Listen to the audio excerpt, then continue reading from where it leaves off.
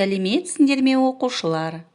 Бүгінгі сабақтың тақырыбы мемлекеттік рәміздер. Бүгінгі сабақта заттардың көп немесе біреу екенін ажыратып айтуды үйренесің. Жаңа сөздерге назар аударайық.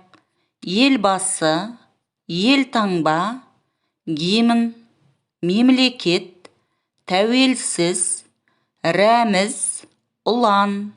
Оқушылар, жаңа сөздерді сөздік дәптерімізге жазып алайық. Бірінші тапсырма. Сызбаны толықтыр. Қазақстан қандай мемлекет? Оқушылар, ойланайық.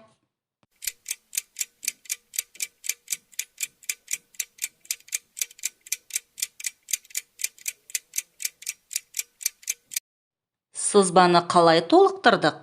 Жауабын бірге тексерейік. Қазақстан бай, тәуелсіз, көп ұлтты, егемен мемлекет. Оқушылар, сендердің де жауаптарың сәтті шықты деген ойдамын. Екінші тапсырма. Сұрақтарды көршіңмен бірге талқыла. Сұрақтарға назар аударайық. Қазақстан қандай ел? Қазақстан қанша аймаққа бөлінеді? Қазақстан Республикасы мемлекеттік туының түсі қандай? Оқушылар, ойланайық.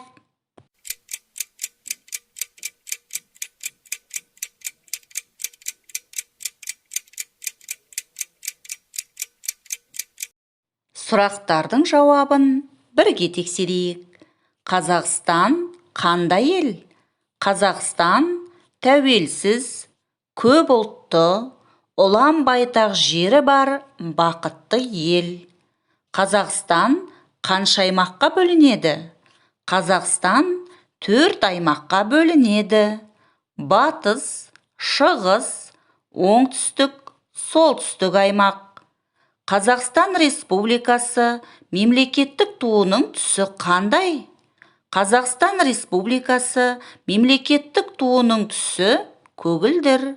Оқушылар, сендердің де жауаптарың сәтті шықты деген ойдамын. Үшінші тапсырма. Көп нүктенің орнына керекті сөзді қойып айт. Оқушылар, іске сәт.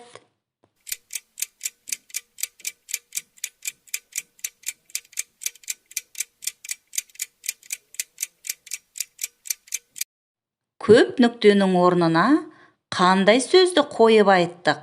Бірге тексерейік. Олимпиада кезінде мемлекеттік гимнді айтамыз.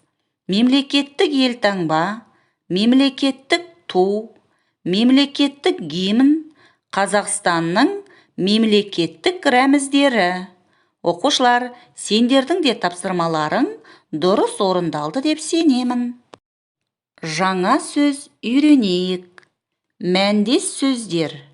Ел, мемлекет. Еркін, тәуелсіз. Мәндес сөздер айтылуы әртүрлі, бірақ мағынасы бір-біріне ұқсас сөздер. Мысалы, уәде, уағда, серт, ант. Төртінші тапсырма. Мәтінді оқы. Қарамен жазылған сөздерді мәндес сөздермен ауыстырып айт. Оқушылар, іске сәт.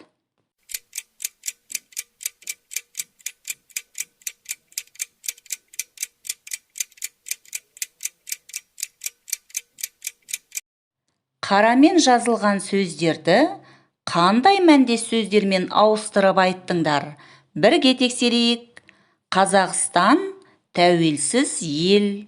Мемлекеттік рәміздер еліміздің тәуелсіздігін білдіретін символдар. Мен Қазақстанның азаматымын. Елімді мақтан етемін. Оның мәңгілік ел болғанын қалаймын. Оқушылар, сендердің де тапсырмаларың сәтті орындалды деп сенемін. Есте сақтайық. Көптік жалғау өзі жалғанған сөздің көптігін білдіреді.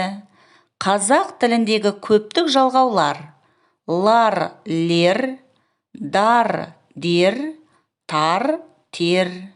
Зат есімдерге көптік жалғау үндестік заңы мен ілгерінді ықпал заңдылықтары бойынша жалғанады. Мысалы, ағаштар, есіктер, балалар, қыздар, гүлдер.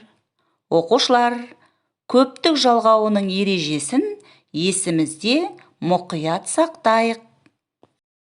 5-ші тапсырма. Сөздерге қосымша жалғап жаз. Үлгі, тулар, түстер. Оқушылар, іске сәт.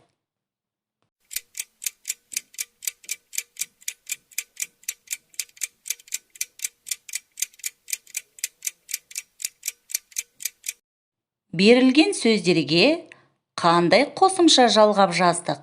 Бірге тексерейік. Тулар, түстер, ұлттар, аймақтар, мемлекеттер, рәміздер, халықтар, гимндер. Оқушылар, сендердің де тапсырмаларың дұрыс орындалды деп сенемін. 6-шы тапсырма. Әр сурет бойынша сөйлем құрап айт. Оқушылар, ойланайық.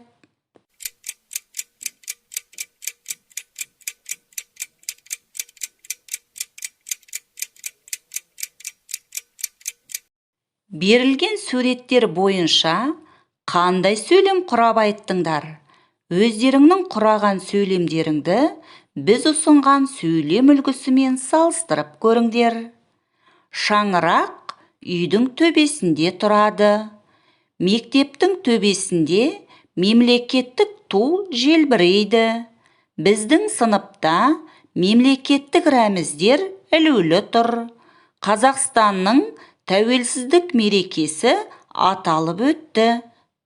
Ашық аспан астында бақытты өмір сүріп жатырмыз. Қазақстанда биік таулар өте көп. Қазақстан қызғалдақтың отаны. Туған ел көрмесіне сурет салдым. Жылқы 4 түліктің бірі. Оқушылар, сендердің де құраған сөйлемдерің сәтті шықты деген ойдамын. Бүгінгі сабақтан не үйрендік?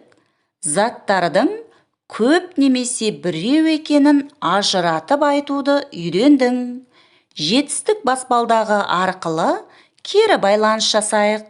Бүгінгі сабақта барлықтарыңның білімдерің шыңдалды деген ойдамын. Үйге тапсырма. 7-ші тапсырма. Сөздерді тыңдап, қайтала, жаттап ал. Ел басы, ел таңба, гимн, ұлан, мемлекет. Оқушылар, сабақ аяқталды, сау болыңдар.